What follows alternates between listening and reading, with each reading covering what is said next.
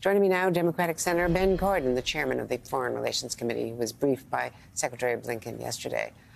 Senator, thank you very much. Well, they've talked. So we don't know what they said yet.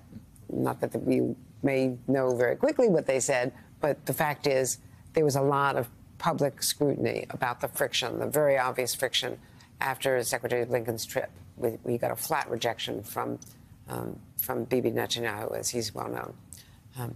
What do you think about the Netanyahu posture against an eventual Palestinian state in response to a Saudi, U.S., really Arab group proposal to rebuild Gaza, as long as they're, and help secure it and regovern it or build up a Palestinian governance, as long as there is at least a pathway for the Palestinians?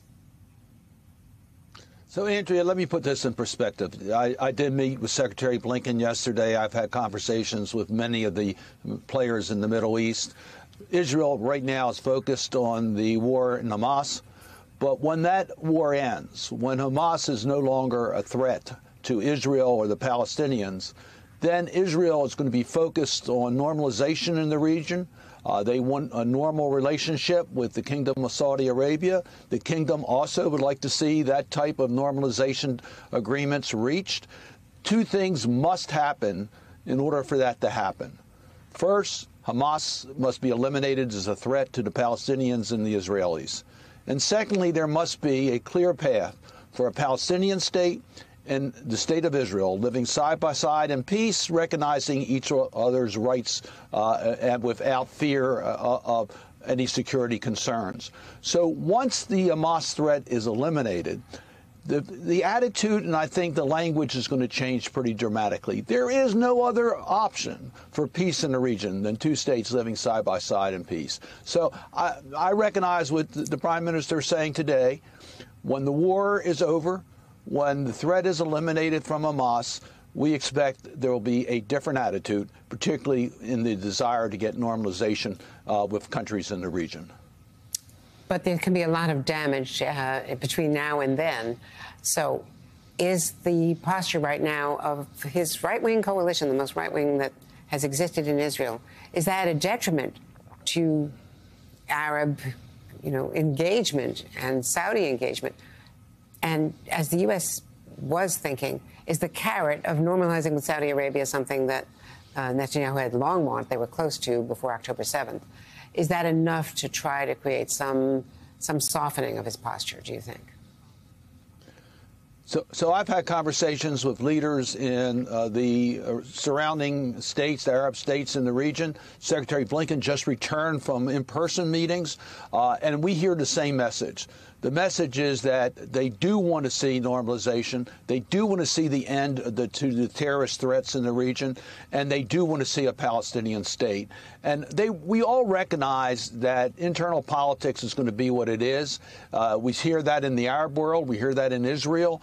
Certain statements are made. But at the end of the day, the only pathway towards real peace in the region, the Palestinians need sovereignty over their own rights, and they have to have responsibility for their neighbors, and they have to respect their neighbors.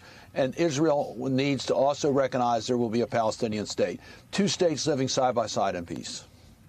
Yesterday, the families of Israeli and American hostages met with National Security Advisor Jake Sullivan, with the White House coordinator for the Middle East, Brett McGurk. You met with them the day before. I followed up with them.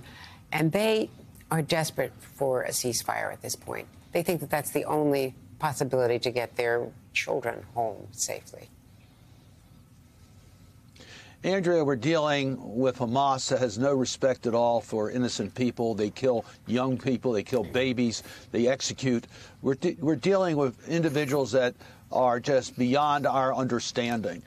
These hostages never should have been taken. I've listened to the hostage families and their stories, and it's heartbreaking. It's draining. We need the hostages released immediately. They should never have been taken. So, yes, we need to pursue every conceivable possible way to get the hostages home. And I know there is discussions about pauses in order for the hostages to be able to be returned to their families. We need to pursue every option. We're doing a lot. We need to do more. The hostages need to come home. Are the terrible humanitarian problems, which UNICEF is saying are the worst they've ever seen anywhere in the world for children in Gaza, causing more senators who support Israel and have never been in the more progressive branch of the party, to weaken on supporting the supplemental? I don't think so. I think at the end of the day, the supplemental is going to pass.